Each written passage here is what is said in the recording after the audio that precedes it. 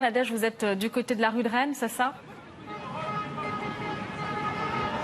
Rue de Rennes, effectivement. Donc le cortège est en train de progresser en direction visiblement du Champ de Mars pour rejoindre, pour finir cette manifestation, cet acte 13 qui a déboulé, qui a débuté ce matin plutôt calmement sur les Champs-Élysées. Ça a quelque peu dégénéré ensuite une fois que le cortège a atteint l'Assemblée nationale et pour cause, une dizaine d'individus cagoulés, habillés de noir, ont commencé à provoquer les forces de l'ordre, à leur jeter des projectiles, à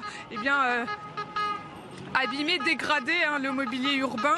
Plusieurs panneaux de signalisation ont été vandalisés, des vitrines de boutiques ont été cassées, taguées également. Alors pour le moment, ça se passe un peu mieux. Les forces de l'ordre verrouillent la tête de cortège et la fin. Donc pour l'instant, ça se passe de manière assez calme, l'ambiance est redevenue un petit peu festive. Les manifestants continuent de chanter l'hymne national ou de scander des slogans pas très sympathiques, vous en doutez bien, à l'égard d'Emmanuel Macron, à l'égard de Christophe Castaner aussi, le ministre de l'Intérieur, qui en prend aussi pour son grade. Alors moi je suis avec Ludovic. Ludovic, il est parisien, il est gilet jaune depuis le début du mouvement, depuis le 17 novembre. Ludovic, pourquoi est-ce qu'au bout de 13 actes, vous êtes toujours dans la rue en train de défiler? Tout simplement parce qu'on se rend bien compte qu'après presque 3 mois de mobilisation, en fait, on a obtenu 3 fois rien et on est face à un pouvoir qui est complètement autiste et sourd. C'est-à-dire que ses seules réponses, ça a été de bien sûr payer sa police pour qu'elle maintienne l'ordre et qu'elle tape sur les manifestants et les vraies réformes qu'on attend et que tout le monde connaît dans un pays qui est très riche comme le nôtre, elles sont toujours pas faites, quoi. C'est-à-dire qu'on est un pays qui a beaucoup d'argent, qui a beaucoup de richesses, qui en a de plus en plus d'ailleurs, puisqu'il y a une croissance chaque année, etc. Et on se rend bien compte que on voit de plus en plus d'SDF, on voit des petits vieux qui font les poubelles, on a des EHPAD qui sont complètement laissés à l'abandon, on ne laisserait même pas notre chien dedans. Et en fait tout ça, les gens s'en rendent compte, donc avec le temps, on s'est retrouvé avec de plus en plus d'abstentions aux élections, des votes de plus en plus extrêmes, etc. Rien n'y fait. Et donc maintenant, je suis très content de voir mon pays qui se réveille et qui se mobilise, puisqu'en fait, on a un pouvoir qui ne défend pas le peuple, ce pourquoi normalement il est élu, et qui sert uniquement le système, l'argent, les gros capitaux, le CAC 40. Et cet argent n'a aucune utilité, en fait. Le vrai thème, en fait, global, si on devait le résumer, c'est le partage des richesses, qui est de moins en moins fait dans notre monde. Et tout cet argent qui est stocké à droite à gauche, de façon plus ou moins légale d'ailleurs, et assez souvent illégale, il devrait être utile à la France, mais même au monde, et il ne l'est pas en fait. Comment est-ce qu'on fait alors pour sortir de cette crise? Je pense qu'il y a des solutions en fait. Là, on nous vend un grand débat, etc. Moi, ça me fait un peu sourire, parce qu'en fait, ils ont été élus il n'y a pas si longtemps, ils savaient tout, ils devaient tout régler. Et puis au final, ils ont besoin d'un grand débat de 3 mois, alors qu'il suffit d'allumer la télé et de regarder les panneaux, les gens interviewés comme moi. Tout le monde a de bonnes idées. Les bonnes idées, c'est de taxer les grandes multinationales comme les petites entreprises, qui sont taxées à hauteur de 28 ou 30%. Mais ça ne suffit pas de participer au grand débat national? Le grand débat, ça sent un peu l'enfumage quand même, puisqu'en fait, on se rend compte que le grand débat, il est très très cadré. Il a des gros relents de campagne électorale pour les européennes et... hasard du calendrier, justement le grand débat il va couvrir cette période de campagne et ces élections. Donc je pense que les gens sont pas dupes, les sondages le montrent, personne n'adhère à ce grand débat où en fait on a un président qui est en campagne tout simplement et qui essaie de se rattraper, etc. Et moi je suis ravi de voir que la mobilisation grossit encore, malgré la répression, malgré tout ce qu'on a pu faire circuler sur les gilets jaunes qui est archi faux.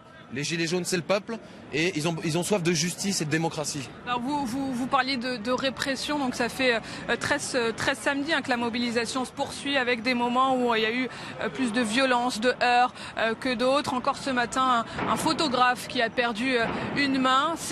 Ça paraît complètement dingue de manifester en France, de venir travailler en France et pourtant perdre une main ou perdre un œil, être blessé, c'est important, il faut prendre ce risque-là. Il faut le prendre et de toute façon, c'est un des outils du pouvoir pour réprimer, pour faire baisser la mobilisation.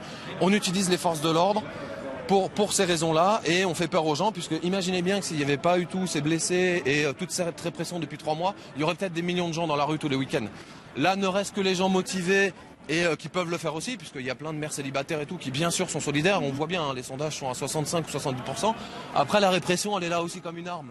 C'est assez pratique pour mettre la pression sur le mouvement, pour qu'il y ait des blessés et pour que les gens se posent vraiment la question avant de venir manifester. Et c'est pour ça que moi je reste en manifestation, parce que je ne cède pas à ce chantage-là. Voilà. Si vous aviez un mot à dire à Emmanuel Macron, ce serait quoi ? De faire ce pourquoi il a été élu, c'est-à-dire servir son peuple, essayer de mieux distribuer tout, ne pas utiliser nos chères forces de l'ordre pour réprimer un mouvement qui est populaire et qui est légitime, puisqu'on connaît tous les thèmes. On sait qu'il y a un besoin de partage des richesses qui est absolument pas fait depuis des dizaines d'années maintenant. Et il faut qu'il fasse juste le boulot pour lequel il a été élu, c'est-à-dire servir les intérêts du peuple et pas servir les intérêts d'un élite qui l'a fait élire, quoi. Voilà. Et les réformes là qu'il a mis en place, les propositions qu'il a mis en place, notamment au mois de décembre, ça suffit pas, ça ? C'est toujours ça, hein. Moi, je suis très content pour ceux qui vont avoir quelques dizaines d'euros par mois. Après, très clairement, ça résout aucun des grands problèmes qui sont posés par ce mouvement des Gilets jaunes. C'est-à-dire, on a une soif de justice fiscale. Il y a plein de gens qui vont pas être concernés par les petites mesurettes qu'il a mis. Il y a un besoin d'aérer aussi cette démocratie, puisqu'en fait, on est dans un système où on élit un roi républicain, et ce roi, pendant 5 ans, a carte blanche pour faire absolument ce qu'il veut. C'est-à-dire ne pas respecter son programme, privilégier une poignée d'élites, et on n'a pas la main dessus. C'est-à-dire, dans tous les autres pays, la démocratie, elle est beaucoup plus aérée. Il y a des élections à mi-régime, etc. Nous, chez nous, non, on a un roi républicain qui est élu et qui part pendant 5 ans en solo. On se rend bien compte que le Parlement n'a aucun pouvoir, puisqu'en fait c'est une caisse d'enregistrement de ce qui tombe de l'Élysée et de Matignon. Et tous ces sujets-là, les gens le voient, les gens le vivent au quotidien, et on ne peut pas leur expliquer que leur réel n'existe pas. Donc vous avez des gens dans la rue, depuis maintenant 3 mois, ce qui est absolument scandaleux dans une grande démocratie. Quelle image ça donne de la France à l'échelle internationale ? Ces manifestations qui durent, qui s'éternisent presque, et puis surtout ces images de violence qui font le tour du monde. Moi je crois que la violence, elle est assez pratique pour le pouvoir, pour délégitimer le mouvement. Après, l'image à l'extérieur, elle est l'image qu'a toujours eu la France, c'est-à-dire qu'on a toujours été un pays un petit peu en pointe, qui résiste à l'ère du temps quand ça va pas, etc. Et moi je suis extrêmement fier d'être français depuis 3 mois, puisque je pensais le pays endormi avec les réformes de la loi du travail, de la SNCF et tout l'année dernière. Et je vois que mon pays réagit quand on lui prend ses richesses et son égalité. Il y a plein d'autres pays qui ont baissé les chines, l'Allemagne, l'Angleterre et tout. On est un pays de résistants, on l'a toujours été. On a toujours été un pays qui montrait la direction. Et on en parle peu aussi dans les médias, mais il y a, je crois, plusieurs dizaines de pays où des gilets jaunes commencent à apparaître. Et je pense que si on faisait des sondages internationaux, il y aurait aussi un fonds de soutien du peuple. Est-ce qu'on peut comparer ce mouvement des gilets jaunes à une révolution moderne ? Je pense que clairement, j'irais même plus loin que révolution, je pense que c'est une insurrection, puisqu'on voit bien que... on essaie de cadrer les manifestations en faisant des arrestations préventives comme ça a été fait en décembre. Il y a eu plus, je crois, de 5000 arrestations pour 120 mises en examen au final. C'est un signal qui est absolument incroyable. C'est-à-dire que vraiment on utilise tous les outils de la loi. Là, on vient de voter une loi anti-casseurs. Mais justement, qu'est-ce que vous en pensez de cette loi anti-casseurs ? Est-ce qu'elle va restreindre la liberté de manifester ? Moi, en fait, comme elle est présentée, elle avance masquée. C'est-à-dire qu'en effet, on nous dit oui, c'est les casseurs et tout. Personne n'est pour la casse. Moi, ça me fait pas plaisir quand le petit boulanger du coin se fait casser, etc. C'est une poignée de personnes. Les casseurs, c'est aussi assez utile puisqu'en fait, ça permet de tourner en boucle sur les médias, et ça permet de dézoomer sur les vrais sujets et de dire regardez, il y a 3 mecs qui ont jeté un pavé, cassé une vitrine. C'est très pratique. Après, cette loi-là, j'ai peur qu'elle soit, on le saura dans les prochains mois et années. Le problème de ça, c'est qu'elle peut être mal utilisée, clairement, puisque on a enlevé à la justice son pouvoir de juger sur pièce et de condamner des gens au profit de l'intention de.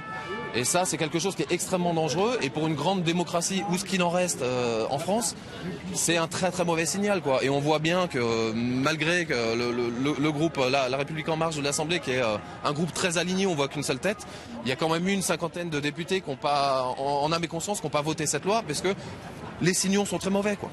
Merci Ludovic pour votre témoignage. Vous l'avez entendu, Samantha, Ludovic, qui demande à Emmanuel Macron de plus écouter son peuple, encore un peu plus, et qui dénonce, comme beaucoup d'autres, la loi anti-casseurs, et qui réclame un partage des richesses un peu plus juste. Merci beaucoup Nadège Abderrazak pour toutes ces informations.